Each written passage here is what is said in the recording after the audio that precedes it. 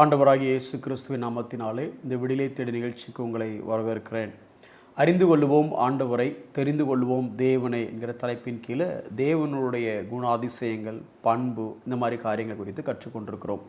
இதனோட முக்கியத்துவம் என்ன அப்படின்னா, இதை கற்றுக்கொள்ள என்னுடைய விசுவாசம் அதிகரிக்கும். தேவன் யார் என்கிற அறிவு அதிகரிக்க நம்மளுடைய நம்பிக்கை, எப்பேற்பட்ட தேவனை நாம் சேவிக்கிறோம் என்கிற நம்பிக்கை அதிகரிக்கும்.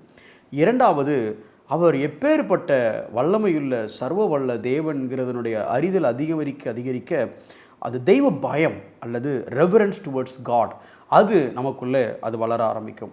மூன்றாவது ஒரு காரியம், நம் தேவன் எப்படிப்பட்டவருங்கிறது நமக்கு தெரிஞ்சிடுச்சு அப்படின்னா, தவறான உபதேசங்கள் வரும் பொழுது, தவறான காரியங்கள் வரும் பொழுது, இல்லையே என்னுடைய ஆண்டவருடைய நேச்சர் இது கிடையாது அப்படின்னு சொல்லி நம்மளை தற்காத்து கொள்ள இது உதவியாக இருக்கும். கடந்த சில நாட்களாக அனைத்தையும் அறிந்தவர், ஆம்னிஷியன்ட் காட், எல்லாம் தெரிந்தவர் அப்படிங்கிற தலைப்பின் கீழே கற்றுக்கொண்டு வருகிறோம். குறிப்பாக ஹீ நோஸ் மை ஃப்யூச்சர், என்னுடைய எதிர்காலம் அவருக்கு தெரியும். அதுபோல் தேவனுக்கு எல்லாம் தெரியும் என்பது உலகத்தினுடைய பொதுவாக எல்லாத்தையும் தெரியும் அப்படிங்கிறத விட என்னை அவருக்கு தனிப்பட்ட முறையில் தெரியும். என்னுடைய பாவங்கள் அவருக்கு வெளியரங்கமாக இருக்கிறது, என்னுடைய ரகசியங்கள் அவருக்கு வெளிச்சமாக இருக்கிறது. அது என்னுடைய பாதுகாப்பு, அதே நேரம் அது என்னுடைய மனம் திரும்புதலுக்கு நேராக என்னை அழைக்கிறது. இப்படிங்கிற காரியத்தை குறித்து நம்ம கற்றுக்கொண்டோம். இன்றைக்கும் அதே எல்லாம் அறிந்தவர் அப்படிங்கிற தலைப்பின் கீழ் இன்னொரு காரியம், நம்ம ஏற்கனவே எடுத்த அதே வசனம் தான். நீதிமொழிகள் 5வது அதிகாரம் 21வது வசனம். மனுஷனுடைய அப்படின்னு ஆரம்பிக்குது. நான் அந்த மனுஷனாக இருக்கும் பொழுது, நீங்கள் அந்த மனுஷனாக இருக்கும் பொழுது, அந்த வசனம் எப்படி சொல்லுது? மனுஷனுடைய வழிகள் கர்த்தரின் கண்களுக்கு முன்பாக இருக்கிறது. He knows my ways. மனிதனுடைய வழிகள் சொல்கிற என்னுடைய வழி அவருக்கு தெரியும். He knows all my ways. என்னுடைய வாழ்க்கையினுடைய எல்லா செயல்படுகிற காரியங்கள் எல்லாமே அவருக்கு தெரியும் அப்படின்னு சொல்லி, இதில் முதல்ல பாவங்கள் தெரியும்னு பார்த்தோம். அதற்கு அடுத்து நம்மளுடைய ரகசியங்கள் தெரியும்னு பார்த்தோம். இன்றைக்கி அடுத்து பார்த்திங்கன்னா, அதே சங்கீதம் 139 1வது வசனம் என்ன சொல்லுதுன்னா, கர்த்தாவே நீர் என்னை ஆராய்ந்து அறிந்திருக்கிறீர், என் உட்கார்தலையும் என் எழுந்திருக்குதலையும் நீர் அறிந்திருக்கிறீர், என் நினைவுகளை தூரத்திலிருந்து அறிகிறீர். அப்படின்னா நான் என்ன நினைக்கிறேங்கிறதே ஆண்டவருக்கு தெரியும். பல முறை நம்மளுடைய பாவங்களை குறித்து பார்க்கும் பொழுது நாம் என்ன நினைக்கிறோம்? செயல்தான் பாவம் அப்படின்னு நினைக்கிறோம். அதே மாதிரி நம்மளோட விசுவாசத்திற்கான காரியங்களை குறித்து பார்க்கும் பொழுது நம்ம வெளியில் ஒரு ஃபெய்த் ஜெயண்ட் மாதிரி நம்ம காரியங்களை பேசினாலும் உள்ளுக்குள்ளே பல முறை நமக்கு இந்த பயம், நடுக்கம் இதெல்லாம் வருகிறது இயல்பு இருக்குது அது மேலே. ஆனால் இங்கே பாருங்கள், என் நினைவுகளை அவர் அறிந்திருக்கிறேன். There are so many sins you no need to do in act, but you can cherish in your thoughts. அதாவது பல பாவங்கள் நம்மளுடைய செயல்பாடில் வெளிப்படணுங்கிற அவசியமே இல்லை, சிந்தையிலேயே நம்மளால் அதை அனுபவிக்க முடியும். பல காரியங்கள் உங்களுக்கு நான் சொல்கிறது புரியும்.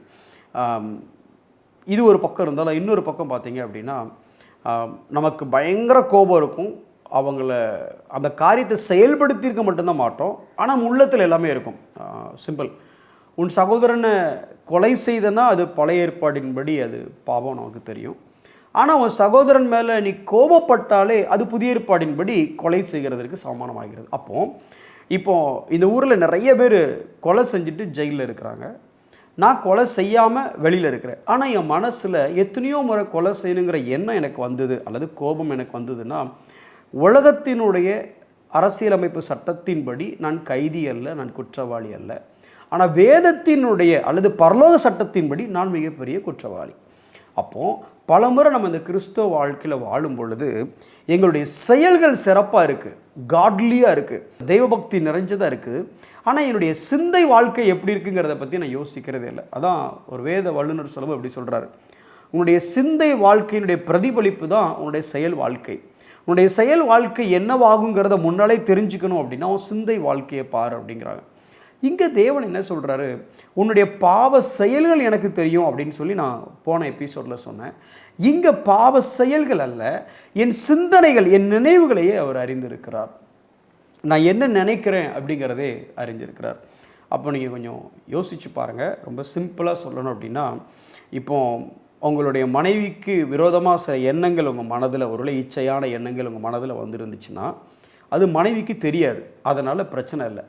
ஆனால் ஒருவேளை இப்படி யோசிச்சு பாருங்கள், உங்கள் மனைவியால் உங்கள் மைண்டில் இருக்க எண்ணங்களை ரீட் பண்ணி அப்படியே வாசிக்க முடியுதுன்னா என்னவாகும் வாழ்க்கை யோசிச்சு பாருங்கள். அதே மாதிரி தான் நம்மளுடைய எண்ணத்தில் என்ன வகையான சிந்தனைகள் இருந்தாலும் பாவம் என்பது மனிதனுக்கு விரோதமானது என்பதை விட தேவனுக்கு விரோதமானது. ஆனால் அந்த தேவனுக்கு நான் எண்ணத்தில் என்ன நினைக்கிறேங்கிறது கூட அவருக்கு தெரியுது.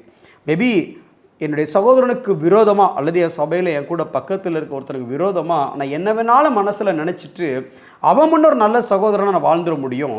ஆனால் இது எப்பேற்பட்ட பாவம் அப்படின்னா, இது யாருக்கு தெரியக்கூடாதுன்னா அவனுக்கு தெரியக்கூடாதுங்கிறது மேட்டர் இல்லை, தேவனுக்கு தான் தெரியக்கூடாது. ஏன்னா அவர் தான் பாவத்தை பார்க்குறவர், பாவம் பக்கத்தில் இருக்க அப்பாவி. ஆனால் தேவனுக்கு என் நினைவுகள் நிச்சயமாக தெரியும், என் நினைவுகளை அவர் அறிந்திருக்கிறார். இதை பல முறை பாசிட்டிவாக யோசிச்சிருப்போம். நீங்கள் ஒன்று நினச்சாலே தேவன் செஞ்சிடுவார் பிரதர், நீங்கள் ஆசைப்பட்டாலே தேவன் செஞ்சிடுவார் பிரதர். ஓகே, நான் அதெல்லாம் தவறு நான் சொல்லலை. ஆனால் அதே சத்தியத்தை இந்த காரியத்தில் யோசிக்கணும். என்னுடைய சிந்தை வாழ்க்கை எப்படி இருக்கிறது? He knows my thoughts. ரெண்டாவது, அதை 1 நாளாகமம் 28:9 வசனத்தை வாசித்து பார்த்தீங்கன்னா, கர்த்தர் எல்லா இருதயங்களையும் ஆராய்ந்து நினைவுகளின் தோற்றங்களை எல்லாம் அறிகிறார். நினைவுகள் அல்ல, அது நினைவுகளின் தோற்றத்தை எல்லாம். நோவா காலத்தில் இருக்கும் இந்த உலகத்தை பற்றி சொல்லும் பொழுதும் நினைவுகளின் தோற்றமெல்லாம் நித்தமும் பொல்லாதது என்று கண்டு அப்படின்னு இருக்குது. தேவனுக்கு நினைவுகள் மாத்திரம் அல்ல, நினைவுகளின் தோற்றமே. நீ எதுக்கு இப்படி நினைக்கிற அதே எனக்கு தெரியும் அப்படிங்கிறார். நம் நினைவுகளை தேவன் அறிந்திருக்கிறார். நினைவுகள் மாத்திரம் அல்ல, ரொம்ப ஒரு விஷயத்தை பற்றி நினச்சோன்னா, out of the abundance of heart mouth leaketh, mouth speaketh அப்படின்னு சொல்லுவாங்க. இருதயத்தின் நிறைவினால் வாய் பேசும். பிரதர் தெரியாமல் சொல்லிட்டேன் brother, words are like arrows. அதை ஒரு முறை விட்டுட்டோன்னா திருப்பி வாங்க முடியாது. என் வார்த்தைகளையும் தேவன் அறிந்திருக்கிறார். அந்த வசனம் சொல்லுது பாருங்களேன், சங்கீதம் 139:4. என் நாவில் சொல் பிரபாவதற்கு முன்பதாகவே கர்த்தாவே அதை எல்லாம் நீர் அறிந்திருக்கிறீர். நான் என்ன பேச போகிறேங்கிறதையும் அவர் அறிஞ்சிருக்கிறார்.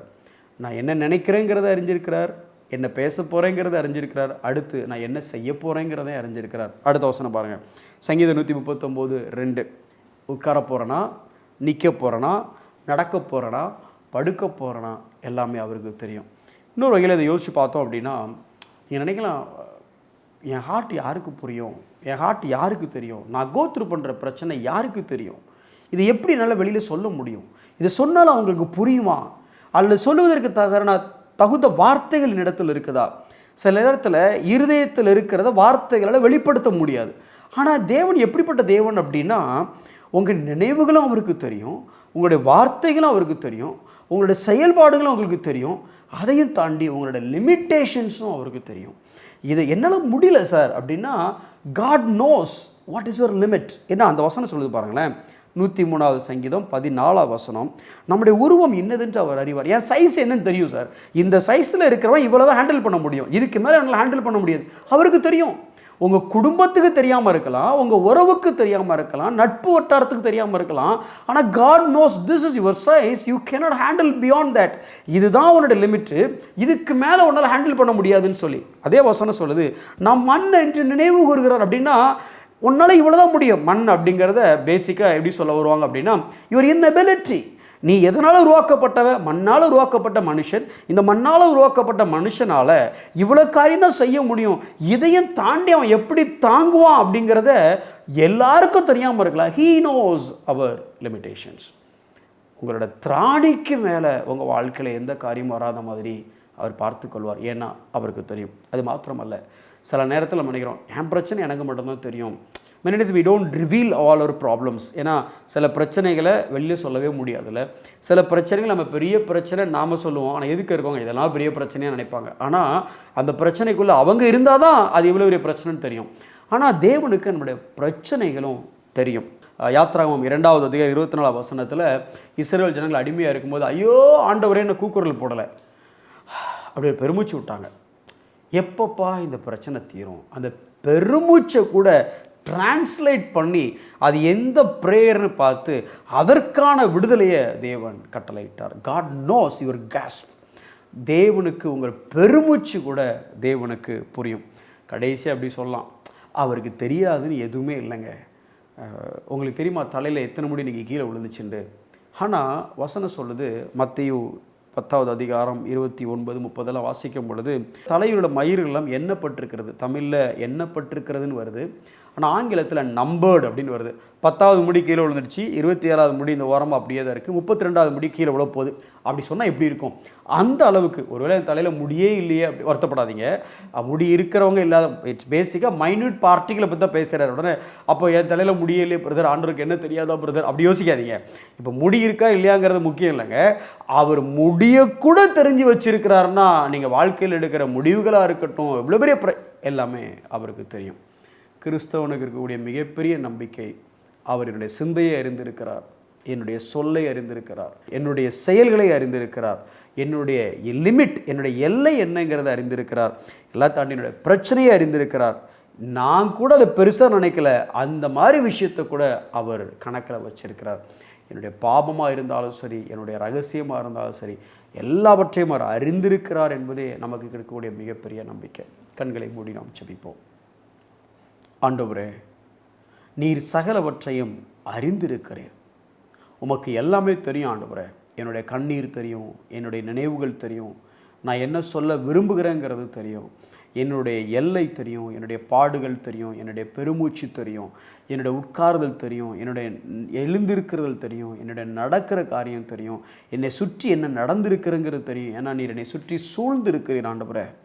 நன்றி செலுத்துகிறோம் அப்பா. உமக்கு எல்லாம் தெரியும் என்பது மாத்திரமே எங்களுக்கு நம்பிக்கையை தருகிறது ஆண்டவரே. உமக்கு தெரியும், அது எங்களுக்கு தெரியும் ஆண்டவரே. That's enough. நன்றி அப்பா. இன்னும் விசுவாசத்தோடு உம்மை சார்ந்து வாழ எங்களுக்கு உதவி செய்யும். இயேசுவின் நாமத்தில் பிதாவே, ஆமென்.